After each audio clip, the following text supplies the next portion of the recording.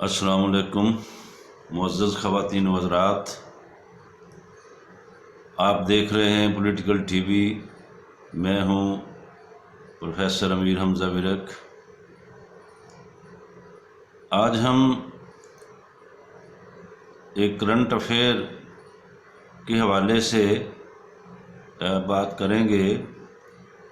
یہ معاملہ ہے سنٹرل ایشین اسٹیٹس کا اور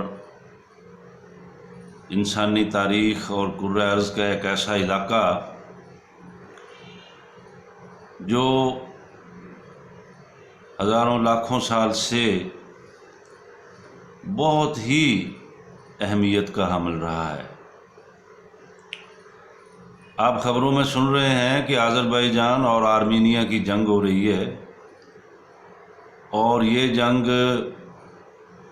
1990 کے بعد سے لے کر اب تک، بلکہ 91 کے بعد سے لے کر اب تک تقریباً 10-11 سالوں میں، بلکہ 30 سال ہو گئے۔ 30 سالوں میں یہ کوئی پہلی جنگ ان کے درمیان نہیں ہے، یہ پہلی جھڑپ نہیں ہے۔ یہ دونوں کے درمیان کئی جنگیں ہو چکی ہیں اور چھوٹی چھوٹی جنگیں ہو چکی ہیں، اور ہزاروں لوگ اس میں جاں بحق ہو چکے ہیں، کیونکہ دونوں ملکوں کے درمیان، آرمینیا اور آذربائیجان کے درمیان ایک علاقہ ہے نگورنو قراباخ، تو اس کے اوپر جھگڑا ہے دونوں ملکوں کا، جیسے ہمارے ہندوستان اور پاکستان کے درمیان کشمیر کا جھگڑا ہے۔ تو اس پر آج ہم بات کریں گے کہ یہ جنگ کیوں ہے، نگورنو قراباخ، آذربائیجان اور آرمینیا کی ڈیموگرافی کیا ہے، اور سب سے اہم بات یہ ہے کہ پاکستان میں چونکہ ان ملکوں کے بارے میں بہت کم جانا جاتا ہے، ان کی ڈیموگرافی اور ان کی جغرافیائی اہمیت کے اوپر ہم تفصیل سے بات کریں گے، اور پھر یہ تاریخی طور پر سوویت یونین کا حصہ رہے 70 سال تک، اس کے اوپر بھی ہم بات کریں گے۔ تو سب سے پہلے تو یہ بھی زیر بحث ہم لائیں گے کہ یہ مذہبی جھگڑا ہے یا کوئی نسلی جھگڑا ہے، کیونکہ مختلف قوموں کے درمیان مذہبی جنگیں بھی ہوتی رہی ہیں تاریخ میں، اب بھی ہو رہی ہیں، اور نسلی طور پر بھی خانہ جنگیاں اور فسادات، اور جیسے یہ کراچی میں ہمارے ہاں ہوتے رہے ہیں، اور مختلف قوموں کے درمیان جو ہے اور ریاستوں کے درمیان جنگیں بھی ہوتی رہی ہیں۔ تو ہم اس کا بھی جائزہ لیں گے۔ سب سے پہلے نقشے کی مدد سے ذرا یہ سمجھتے ہیں کہ اس علاقے کی اہمیت کیا ہے۔ یہ ویڈیو کے پیچھے نقشہ جو موجود ہے، اس کی طرف اگر آپ توجہ فرمائیں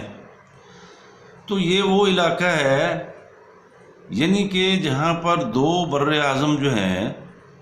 وہ باہم مل رہے ہیں، اور دو بر اعظم ہی نہیں مل رہے بلکہ صدیوں سے یہ جو آذربائیجان اور آرمینیا اور جارجیا، اور یہ وہ علاقے ہیں جس کے اطراف میں بہت بڑی بڑی سلطنتیں رہی ہیں، اور تاریخی طور پر جنگوں کا گھمسان رہا ہے۔ مثلا ایک طرف بازنطینی سلطنت تھی، پھر رومن امپائر تھی، اور ادھر جو ہے وہ ترکی کی طرف سلطنت عثمانیہ تھی، اور اوپر جو ہے وہ مشرق کی طرف جو ہے وہ زار روس کی سلطنت تھی، جو بعد میں سوویت یونین بنا 1917 میں، جب وہاں انقلاب آیا تو سوویت یونین بنا۔ تو اس نقشے کو ذرا غور سے دیکھیے گا کہ آذربائیجان جو ہے اس میں میں نے یہ ڈسپیوٹڈ ایریا بھی لکھا ہوا ہے یہ دائرے کے اندر، یعنی کہ آذربائیجان کے ایک طرف جو ہے وہ کیسپین سی ہے، سمندر ہے، اور پھر اس کی سرحد جو ہے وہ ماضی کے سوویت یونین، اور یہ خود بھی سوویت یونین کا حصہ تھا، روس کے ساتھ لگتی ہے۔ پھر اس کی سرحد جو ہے وہ جارجیا کے ساتھ لگتی ہے۔ جارجیا بڑی مشہور اسٹیٹ ہے یہ بھی، اور پھر ایک طرف اس کے آرمینیا ہے اور ایران ہے۔ تو اس حوالے سے اگر ہم دیکھیں تو کیسپین سی، روس، جارجیا، آرمینیا اور ایران کے درمیان یہ آذربائیجان ہے، اور اگر دوسری طرف آپ آرمینیا کو دیکھیں تو اب آرمینیا کی براہ راست جو سرحد ہے وہ سوویت یونین یا روس کے ساتھ نہیں لگتی، بلکہ اس کے اوپر جارجیا ہے، اور ایک طرف جو ہے وہ ترکی ہے، اور ایک طرف ایران ہے، اور آذربائیجان جو ہے اس کے دو طرف ہے۔ اس پہ بھی ہم بات کریں گے۔ یہ جو سرخ آپ کو ایران کے ساتھ جو ہے وہ دکھائی دے رہا ہے، یہ بھی آذربائیجان کا حصہ ہے، بیچ میں آرمینیا بھی آ گیا ہے۔ یہ بالکل ویسی ہی صورتحال ہے جیسی ہماری مشرقی پاکستان کے حوالے سے تھی کہ ایک حصہ یہاں ہے اور پھر درمیان میں ہندوستان ہے، پھر آگے جو ہے وہ ایسٹ پاکستان ہے۔ تو اسی طرح یعنی کہ آذربائیجان اور آرمینیا کے بارڈر پر جو ہے وہ نگرونو قراباخ ہے، جو متنازع علاقہ سمجھا جاتا ہے۔ حالانکہ عالمی طور پر نقشے کے اعتبار سے یو این او کی جو ہے وہ تمام ریکارڈ کے مطابق اور سوویت یونین کی جو تقسیم ہے اس کے مطابق نگرونو قراباخ جو ہے وہ آذربائیجان کا حصہ ہے، آرمینیا کا حصہ نہیں ہے۔ اچھا، نگرونو قراباخ کے آگے پھر ایک پٹی جو ہے وہ آرمینیا کی آ جاتی ہے، جو ایران تک آتی ہے، اور ایران کے ساتھ وہ اپنا بارڈر بناتے ہیں۔ پھر اس کے آگے پھر ایک حصہ جو ہے وہ آذربائیجان کا ہے، جس کے ایک طرف ایران ہے اور ایک طرف جو ہے وہ آرمینیا ہے۔ تو اس لیے یہ بڑی ہی یونیک قسم کی جغرافیائی صورتحال ہے، اور یہ دونوں ملکوں کے درمیان جو نگرونو قراباخ ہے اس کے اوپر جو جھگڑا چل رہا ہے وہ کچھ یوں ہے کہ بھئی دیکھیں، سوویت یونین جو تھا اس کو بڑا ہی سمجھنے کی ضرورت ہے۔ ہم ساری زندگی امریکہ کی غلامی کرتے رہے، اور ادھر امریکہ کے ایک ایک شہر کی گلیاں بھی ہمیں یاد ہیں، اور جو ہمارے پڑوس میں تھے، جو ہمارے مسلمان بھائی تھے، ان کے بارے میں ہمیں کوئی خبر ہی نہیں ہے۔ کتنی عجیب و غریب صورتحال ہے۔ دیکھیں نا، آذربائیجان تو ایک مسلمانوں کا ملک ہے، 96% وہاں 96.9% وہاں مسلمان ہیں۔ تو پھر سوویت یونین ہمارا پڑوسی تھا، اس کے بارے میں ہمیں کوئی خبر نہیں ہے۔ وہ اس لیے نہیں ہے کہ امریکہ کا یہ حکم تھا، اور وہ حکم اب بھی جاری و ساری ہے۔ تو سوویت یونین کی یہ دونوں جو ریاستیں ہیں، یعنی کہ یہ سارا علاقہ ہی، آذربائیجان ان 6 اسلامی مسلمان ریاستوں میں سے ہے۔ جب سوویت یونین کولیپس ہوا تو یہ ملک انڈیپینڈنٹ ہو گئے۔ اس میں ترکمانستان ہے، یہ آذربائیجان ہے، قازقستان ہے، اپنا کیا ہیں وہ جو ازبک ہیں۔ تو اس طرح یہ 6 جو ریاستیں ہیں یہ ان کا حصہ ہے، یہ آذربائیجان اور مسلم سٹیٹس ہے۔ آرمینیا جو ہے اس میں اسی ہی میجورٹی سے یہ ایک عیسائی سٹیٹ ہے، اور 98% وہاں جو کرسچین ہیں۔ اور یہ جو نگرونو قراباخ ہے جو میں بات کر رہا تھا نا سوویت یونین کی، کہ دنیا میں جو قومی مسئلہ ہے یہ بڑا پیچیدہ مسئلہ ہے، لوگوں کی زبان کا مسئلہ ہے، لوگوں کے رہن سہن کا مسئلہ ہے، لوگوں کے کلچر کا مسئلہ ہے، رسم و رواج کا مسئلہ ہے، ان کی تاریخ کا مسئلہ ہے۔ تو یہ تمام چیزیں جو قومی شناخت کا حصہ ہوتی ہیں، اس کے اوپر دنیا میں بڑی جنگیں ہوئی ہیں، بڑے بڑے جھگڑے ہوئے ہیں، اور اسی بنیاد پر جو آج کی جو ریاست ہے وہ نیشن سٹیٹ کہلاتی ہے، یعنی کہ ہر نیشن کو جو ہے وہ ایک سٹیٹ رکھنے کا ایک بنیادی حق حاصل ہے۔ یہ الگ بات ہے کہ بہت سی نیشن یا چند نیشنز مل کر اگر کوئی ریاست مشترکہ ریاست بنا لیں تو وہ پھر ایک وفاق ہوتا ہے، ایک وفاقی ریاست ہوتی ہے، جیسے ہندوستان ہے، جیسے پاکستان ہے، جیسے امریکہ ہے۔ یہ وفاقی ریاستیں ہیں کیونکہ بہت ساری اسٹیٹس نے اور بہت ساری قوموں نے یہ ملک۔ تو سوویت یونین کے اندر یہ بڑا مسئلہ تھا۔ سوویت یونین چونکہ رقبے کے لحاظ سے ایک بہت ہی وسیع و عریض ایک ملک تھا، اب بھی روس اکیلا ہی اب بھی دنیا میں سب سے بڑا ملک ہے۔ یعنی کہ دیکھیں کہاں ہے ولاڈی واسٹک، وہ جاپان کے ساتھ، وہاں سوویت یونین شروع ہوتا تھا، جہاں سے سورج نکلتا ہے، صبح ہم دیکھتے ہیں تو جدھر سے سورج نکلتا ہے وہ بندرگاہ تھی، اور پھر وہ امریکہ تک، الاسکا تک۔ الاسکا بھی کسی زمانے میں روس کی وہ تھی، بعد میں اس کو بیچ دیا گیا اور اس زمانے کی امریکہ نے اس کو خرید لیا۔ تو اسی طرح یہ ایشیا، یورپ پورے کو ایک گھیرا ہوا تھا۔ تو قومیں اور قومیتیں بہت تھیں، یہ 15 ریاستوں کا وفاق تھا، یعنی کہ 15 اس میں قومیں تھیں اور کوئی 20 اس میں نسلی گروہ تھے۔ اب جیسے فن لینڈ تھا وہ بھی سوویت یونین کا حصہ تھا، لٹویا، اسٹونیا یہ بھی سوویت یونین کا حصہ تھا۔ یہ بہت پہلے 1924-25 میں علیحدہ ہو گئے۔ تو اسی طرح یہ جو جارجیا، آرمینیا، آذربائیجان، ازبک، قازق، ہاں جی، تو یہ تمام جو مختلف قومیں جو سوویت یونین کے اندر تھیں، ان کے حقوق پروٹیکٹ کرنے کے لیے یہ بات بڑی دلچسپ ہے۔ یہ جو یہاں قومی مسئلہ مطلب کرتے پھرتے ہیں نا، اور خبر کسی بات کی ہے نہیں کہ قومی مسئلہ کوئی محدود مسئلہ نہیں ہے۔ یہ مذہب کے حوالے سے بھی قومی مسئلہ ہوتا ہے، نسل کے حوالے سے بھی قومی مسئلہ پیدا ہو سکتا ہے، زبان اور کلچر کے حوالے سے بھی قومی مسئلہ پیدا ہو سکتا ہے۔ تو اس لیے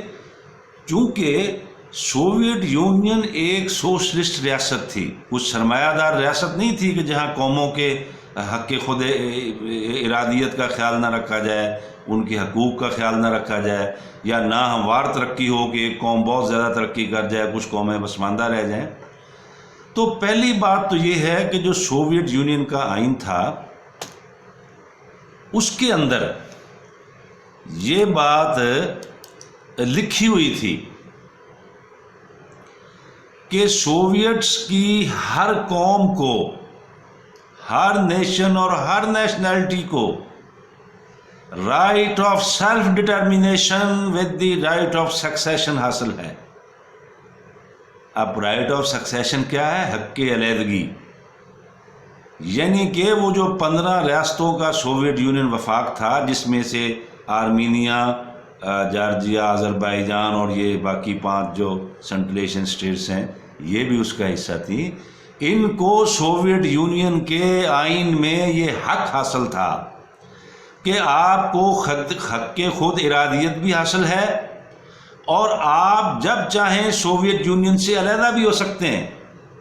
اس سے زیادہ آزادی جو ہے وہ کسی قوم کو، کسی نیشن کو اور وہاں کے لوگوں کو کیا ہو سکتی ہے؟ جس طرح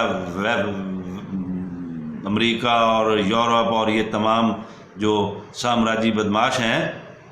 انہوں نے جو سوویت یونین کے خلاف پروپیگنڈا کیا، اور خاص کر عظیم اسٹالن کے خلاف جو پروپیگنڈا یہ کرتے رہے کہ وہاں کسی کو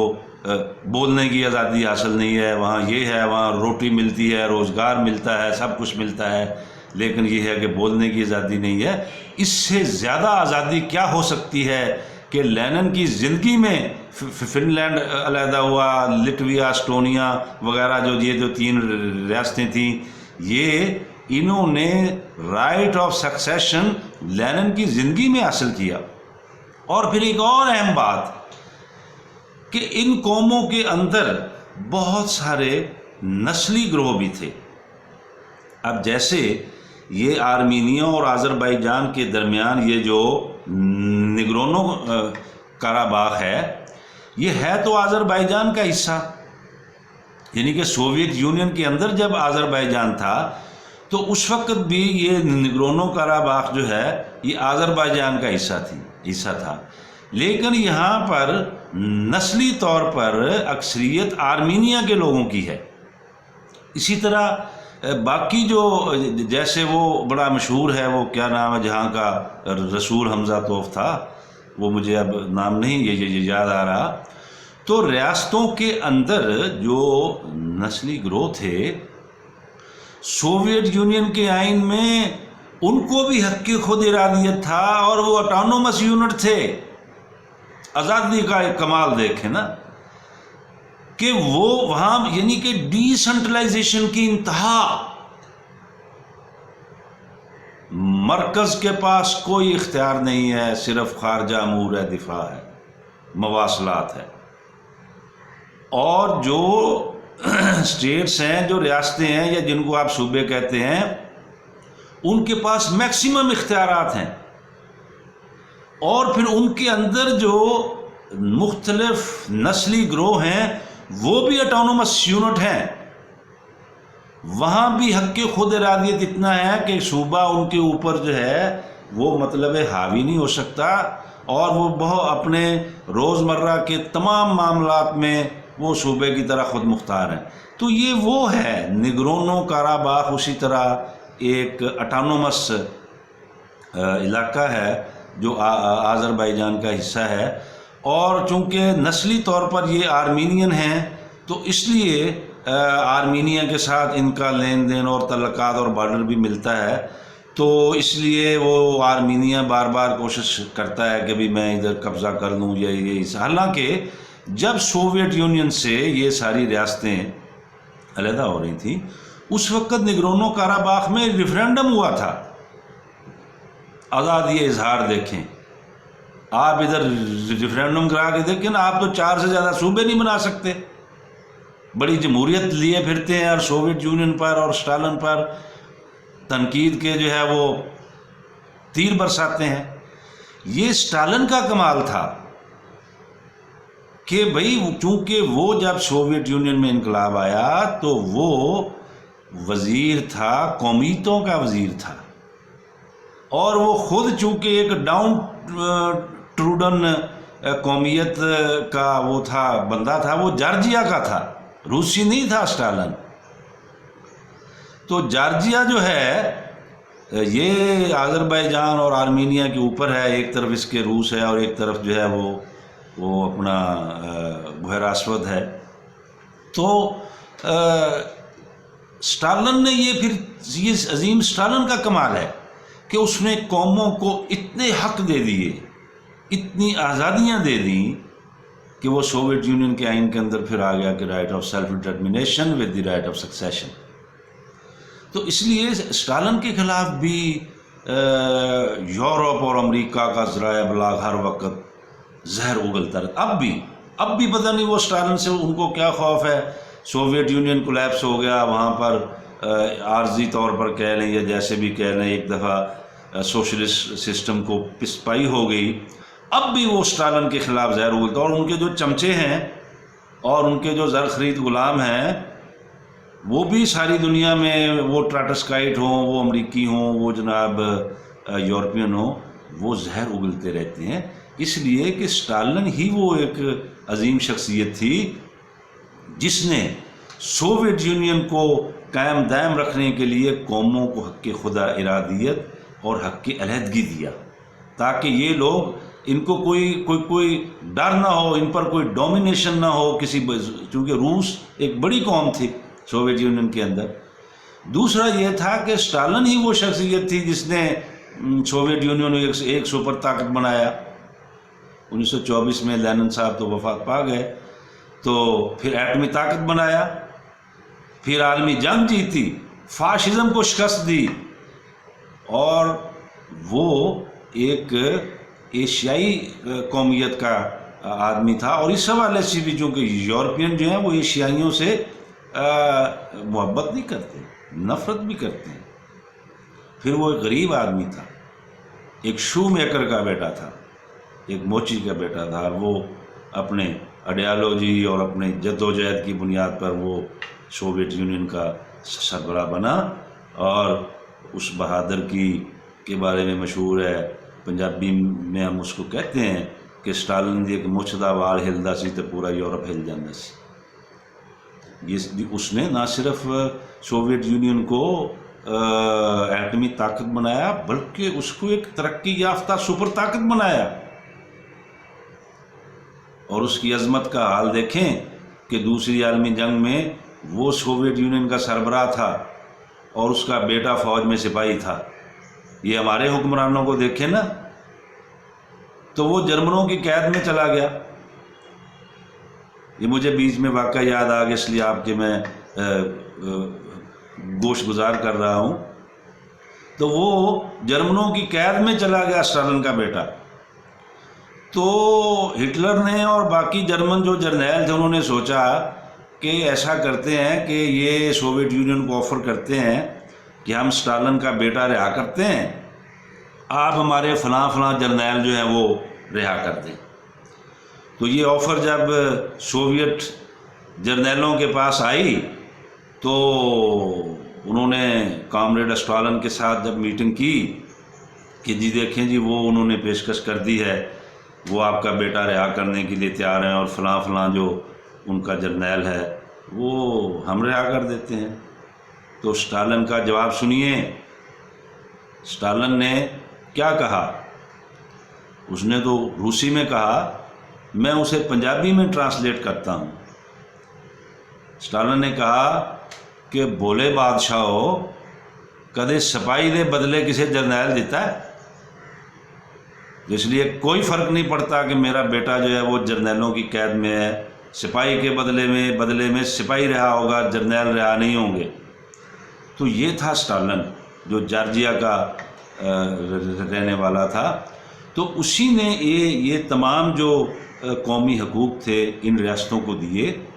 اور یہی وجہ ہے کہ آج آذربائیجان اور آرمینیا جنگ میں ہیں، وہاں آپس کا جھگڑا موجود ہے، لیکن وہاں تعلیم میں وہ خود مختار ہیں، صحت کے معاملے میں خود مختار ہیں، روزگار کے معاملے میں خود مختار ہیں، وہاں بے روزگاری کا کوئی مسئلہ نہیں، انفراسٹرکچر ان کا بڑا شاندار ہے۔ تو اب واپس وہیں آتے ہیں جہاں سے ہم نے یہ سلسلہ شروع کیا تھا، کہ یہ دیکھیں کہ جو آرمینیا ہے اس کے یہ ایک لینڈ لاکڈ ہے۔ آرمینیا کی ایک یوں سمجھیں آپ کہ یہ بدقسمتی ہے کہ یہ نیپال کی طرح، افغانستان کی طرح یہ لینڈ لاکڈ ہے، یعنی کہ اس کے ساتھ سمندر نہیں ہے، جبکہ آذربائیجان کو یہ پلس پوائنٹ ہے کہ اس کی ایک طرف دنیا کا بڑا سمندر جو ہے وہ کیسپین سی ہے۔ اچھا، آرمینیا کی ایک طرف جارجیا ہے، اور ترکی کے ساتھ اس کی سرحد کافی طویل سرحد ملتی ہے، کیونکہ یہ جیسے میں نے شروع میں عرض کیا کہ یہ وہ علاقہ ہے، اگر اس کے اوپر اگر آپ پرکار گھمائیں، ایک دائرہ بنائیں تو یہ ٹیل بنتی ہے، ایشیا کی ٹیل ہے، یورپ کی ٹیل ہے، اور جو زار کی سلطنت تھی، روس کے جو بادشاہ تھے، بہت بڑی وہ ملک ہے، اس کی بھی ٹیل بنتی ہے، اور ادھر سے جو عیسائیوں کی جو بازنطینی سلطنتیں تھیں اس کی بھی ٹیل ہے، یہ اناطولیہ اور جو ادھر سے جو رومن امپائر تھی اس کی بھی ٹیل ہے۔ تو یہ ایک بڑا ہی دشوار گزار علاقہ بھی ہے، اور بر اعظموں کی اور سلطنتوں کی یہ ٹیل رہا ہے، اور یہاں پر جھگڑوں کا ہمیشہ اور لڑائیوں کا ہمیشہ گھمسان رہا ہے۔ یہ جو آپ دیکھتے ہیں کیا نام ہے اس ڈرامے کا، التغرل، ہاں، تو یہ جو پرکار ہم گھما رہے ہیں، تو یہ ادھر کبھی ترک آگے نکل جاتے تھے، کبھی ادھر سے بازنطینی اس طرف آ جاتے تھے، کبھی زار روس، اور کبھی ایران بھی ادھر سے جو ہے وہ چڑھ دوڑتا تھا۔ ایران بھی ایک بڑی عظیم سلطنت رہی ہے، عظیم تہذیب تو ہے ہی ہے۔ تو اس لیے اس علاقے کے اندر جنگ کوئی نئی بات نہیں ہے۔ تو اس لیے ایک تو یہ چیز سامنے آئی کہ آذربائیجان اور آرمینیا کے درمیان یہ نگورنو قراباخ کا جو جھگڑا ہے، یہ نسلی طور پر یہ لوگ جو ہیں یہ آرمینین ہیں۔ اچھا، پھر بیچ میں جب یہ آ جاتا ہے آرمینیا، اور پھر آگے آذربائیجان کا ایک اور حصہ ہے، جس طرح میں نے پہلے عرض کیا ہمارا ایسٹ پاکستان تھا، یہ کہتے ہیں نکچوان۔ تو نکچوان جو ہے، اس کی سرحد ایران کے ساتھ اور آرمینیا کے ساتھ ملتی ہے، یعنی کہ آذربائیجان کے ساتھ براہ راست اس کی سرحد نہیں ملتی، لیکن یہ حصہ اسی کا ہے۔ اب یعنی کہ جیسے میں نے پہلے آپ کی خدمت میں عرض کیا کہ اس کی جو ڈیموگرافی ہے دونوں ملکوں کی، یعنی کہ آذربائیجان ایک مسلم سٹیٹس ہے، اور اس میں اکثریت جو ہے وہ اہل تشیع مکتبہ فکر کی ہے، اور جو آرمینیا ہے یہ اپنا عیسائی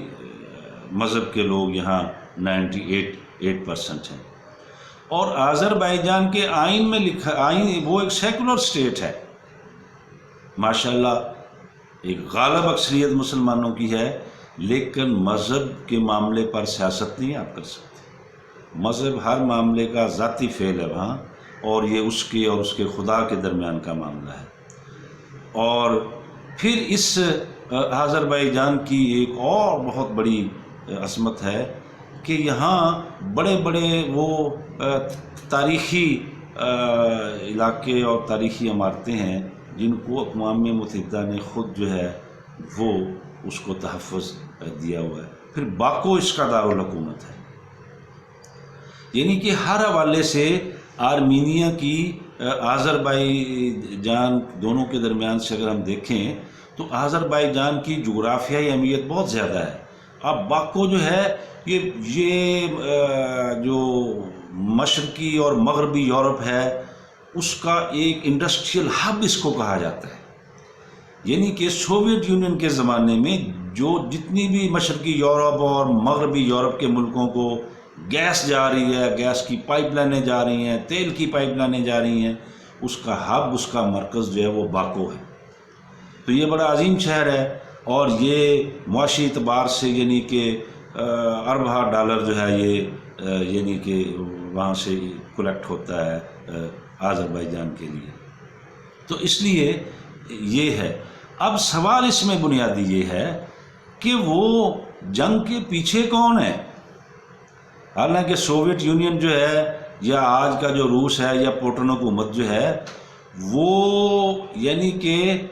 آرمینیا کی طرف اس کا زیادہ جھکاؤ ہے آذربائیجان کی نسبت، لیکن وہ خطے میں جنگ نہیں چاہتے۔ انہوں نے کئی بار ان کے معاہدے کرائے ہیں، اب بھی وہ سرگرم ہیں کہ یہ آپ جنگ بند کریں اور میز پر بیٹھ کر جو ہے وہ بات کریں۔ تو اس لیے جو آذربائیجان ہے یہ پرو سوشلسٹ حکومت ہے، اور آرمینیا جو ہے وہاں پر یعنی کہ ایک سیمی کیپٹلسٹ حکومت ہے۔ تو اس لیے یہاں پر اس خطے میں آگ لگانے کا مقصد کس کا ہے؟ امریکہ کا ہے۔ امریکہ آگ لگانا چاہتا ہے وہاں،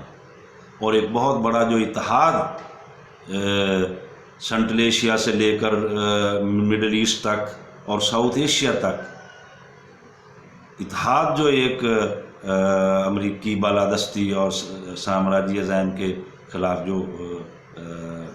بننے جا رہا ہے، اس میں روس ہے، ترکی ہے، ایران ہے، چین تو ہے ہی ہے۔ تو ان کے درمیان تضادات کو بڑھاوا دینا مقصود ہے، یعنی کہ اب ترکی جو ہے وہ آذربائیجان کی انکنڈیشنل سپورٹ کر رہا ہے، ان کو مادی امداد بھی دے رہا ہے، فوجی امداد بھی دے رہا ہے، اور ایک اطلاع کے مطابق ترکی ایئر فورس کے جہاز بھی وہاں آتے جاتے رہتے ہیں۔ پھر ایران کا بھی انٹرسٹ ہے اس علاقے میں، چونکہ آذربائیجان کے ساتھ اس کے صدیوں سے تہذیبی تعلقات ہیں، مذہبی تعلقات تو ہیں ہی ہیں، اور پھر وہاں جو اکثریت ہے وہ اہل تشیع کی ہے۔ پھر روس ہے، روس کے دو مسئلے ہیں، ایک تو وہ یعنی کہ وہ آرمینیا کا سپورٹر ہے، آذربائیجان کا مخالف نہیں ہے، لیکن آرمینیا کا سپورٹر بھی ہے، لیکن وہ اس خطے میں جنگ اس کے لیے تباہی کا باعث ہے، اس کا بارڈر ساتھ ملتا ہے۔ پھر سیس جو ہے، ایک طرح کی جو سوویت یونین سے جو ریاستیں علیحدہ ہو کر انڈیپینڈنٹ اسٹیٹس بنی ہیں، ان کے ساتھ ایک فوجی اتحاد بھی ہے روس کا، وہ کامن ویلتھ ہے۔ اگر کل کو کوئی دوسری اسٹیٹس جو ہے، یہ جو 6 مسلمان اسٹیٹس ہیں، یا جارجیا ہے، یا آرمینیا ہے، یا اور جو سوویت یونین کا حصہ رہی ہیں، ان کے خلاف کوئی جنگ کرتا ہے تو اس میں روس کود کے آئے گا، کیونکہ ان کا ایک ایگریمنٹ ہے، ان کا ایک معاہدہ ہے۔ تو اس لیے جیسے ہمارے ہاں کشمیر کی جنگ ہم اس کو اگنور نہیں کر سکتے، تو روس کے بارڈر کے ساتھ یہ جنگ ہے وہ اس کو اگنور نہیں کر سکتا۔ لیکن اس جنگ کو جو شروع کرنے والے ہیں وہ ایران، ترکی اور روس کے درمیان جو ہے جھگڑے کو بڑھاوا دینا چاہتے ہیں۔ جیسا کہ آپ کو پتہ ہے کہ ترکی اور روس کا تھوڑا بہت جھگڑا مڈل ایسٹ میں بھی ہے، جیسے شام کے اندر شام کی حکومت کو روس سپورٹ کرتا ہے، اور اس کے برعکس لیبیا کے اندر جو سارے معاملات ہو رہے ہیں اس کو ترکی سپورٹ کرتا ہے۔ تو وہاں کہیں نہ کہیں جب انٹرسٹ جو ہیں وہ آمنے سامنے آتے ہیں تو پھر جو ہے وہ یہ اس طرح کی چھوٹے موٹے اختلافات ہو جاتے ہیں۔ لیکن اس میں غالب امکان یہی لگتا ہے کہ جو اس جنگ کے پڑوس میں جو 3 بڑے فریق ہیں، روس ہے، ترکی ہے اور ایران ہے، یہ معاملات کو سنبھالنے میں کامیاب ہو جائیں گے، اور جو طاقتیں اس خطے میں جنگ کو بھڑکانا چاہتی ہیں ان کو شاید ناکامی ہو۔ تو نگورنو قراباخ جو ہے، جیسا کہ میں نے پہلے اس بارے میں عرض کیا کہ یہ ایک اٹانومس علاقہ ہے۔ یہ 1923 میں سوویت یونین کی حکومت نے اس کو اٹانومس ڈکلیئر کیا، گو وہاں آرمینین ہے، لیکن یہ 1923 سے، یعنی کہ جب سے 2021 کے بعد جب یہ سوویت یونین کا حصہ بنے، 1923 سے نگورنو قراباخ جو ہے یہ آذربائیجان کا حصہ چلا رہا ہے۔ تو اس لیے اس بارے میں تو کوئی ابہام نہیں ہے، یہ فیصلہ کرنا کہ جارحیت کس طرف سے ہو رہی ہے۔ المیہ یہ ہے کہ بھئی یہ جو جنگ ہے یہ تباہی لاتی ہے، اور یہ دونوں ملک جو ہیں یہ کئی بار اس طرح کی جنگیں اور جھڑپیں جو ہیں وہ کر چکے ہیں۔ تو مطلب یہ ہے کہ آرمینیا اس معاملے میں یہ کہا جا سکتا ہے بھی شاید اور وہ ان باغیوں کو سپورٹ کر رہا ہے، چونکہ اٹانومس ریجن ہونے کے حوالے سے یہاں ظاہر ہے جو بھی اٹانومس ریجن ہو اس کے اوپر صوبے کا یا مرکز کا کوئی اتنا زیادہ اختیار تو ہوتا نہیں ہے۔ تو چونکہ وہ جو نگورنو قراباخ کے آرمینین ہیں وہ یعنی کہ حالانکہ ریفرینڈم کے اندر عوام کی ایک اکثریت نے جو ہے وہ آذربائیجان کے ساتھ رہنے کا فیصلہ کیا، لیکن کوئی ایک عنصر ہے ایسا وہاں جو وہاں پر بغاوت کر رہا ہے، اور پھر ان کو آرمینیا کی حکومت سپورٹ بھی کرتی ہے۔ تو اس لیے یہ جو جنگ ہے یہ گو ابھی محدود پیمانے پر ہے، لیکن بھاری ہتھیار بھی استعمال ہو رہے ہیں، 20 لوگ اب تک دونوں طرف سے جاں بحق ہو چکے ہیں۔ تو اس لیے یہ آج کا لیکچر تھا کہ یہ ایک ایسا علاقہ جس کے بارے میں ہم پاکستانی جو ہیں بہت کم جانتے ہیں، اور جو اپنی اہمیت کے لحاظ سے، جغرافیائی اہمیت کے لحاظ سے اور تاریخ اور تہذیب کے ایک حوالے سے انتہائی اہم علاقے ہیں، جو جہاں پر مطلب ہے ترک بھی آباد ہیں، یہاں پر ایک کچھ فیصد روسی بھی ہیں، آذربائیجانی بھی ہیں، آرمینین بھی ہیں۔ تو اس لیے یہ جو قومی مسئلہ ہے، ایک تو اس سے یہ ظاہر ہوا کہ قومی مسئلہ سوشلسٹ نظام میں ہی حل ہو سکتا ہے، یعنی کہ ایک قوم کا دوسری قوم پر استحصال اس وقت تک ختم نہیں ہو سکتا جب تک ایک فرد کے ہاتھوں دوسرے فرد کا استحصال جو ہے وہ ختم نہ ہو۔ تو جب تک یہ سوویت یونین کا حصہ رہے، دلچسپ بات دیکھیں نا کہ 70 سال تو یہ سوویت یونین کا حصہ رہے، کبھی وہاں جنگ نہیں ہوئی، کبھی وہاں بغاوتیں نہیں ہوئیں، کبھی وہاں کوئی اس طرح کا قومی مسئلہ پیدا نہیں ہوا کہ انہوں نے کہا ہو کہ ہم علیحدہ ہوتے ہیں۔ یہ تو سوویت یونین کا ایک اعزاز ہے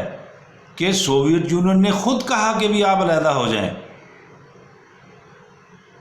اور اپنے آئین کی اس شک پر انہوں نے عمل کیا اور سب کو کہا کہ بھی ہم اب یہ جو ہم نے ایک گھر بسایا تھا، ہم نے جو ایک فیڈریشن اوبلیک کنفیڈریشن، یعنی کہ سوویت یونین اس طرح کی فیڈریشن تھی جس کے بارے میں بہت سارے ماہرین کہتے ہیں بھی یہ تو کنفیڈریشن تھی، اتنے زیادہ اختیارات یہاں جو مختلف جو نیشنل یونٹ تھے ان کو اتنے زیادہ اختیارات، حق کی علیحدگی تک دیا ہوا تھا۔ تو اس لیے اگر اس خطے میں امن بحال کرنا ہے اور ساری دنیا میں امن بحال کرنا ہے تو پھر اس خطے کی جو سوشلسٹ طاقتیں ہیں ان کی سپورٹ کرنی پڑے گی اور ان کو طاقتور کرنا پڑے گا، کیونکہ سامراجی جو ہیں اور سرمایہ داری جو ہے وہ جنگ پیدا کرتی ہے، جنگ کے جواز ڈھونڈتی ہے، جو کنٹراڈکشنز ہیں، جو علاقائی تنازعات ہیں وہ سرمایہ داری پیدا کرتی ہے۔ اس کے مقابلے میں جو سوشلسٹ سسٹم ہے وہ عالمی امن، علاقائی امن کا قائل ہے اور وہ امن کے لیے جو ہے وہ جدوجہد کرتا ہے۔ تو اس لیے یہ تھا آج کا لیکچر جو آذربائیجان اور آرمینیا کی جو جنگ ہو رہی ہے اس کے بارے میں۔ تو ملتے ہیں اگلے کسی لیکچر میں، اس وقت تک اجازت دیجیے، اللہ حافظ۔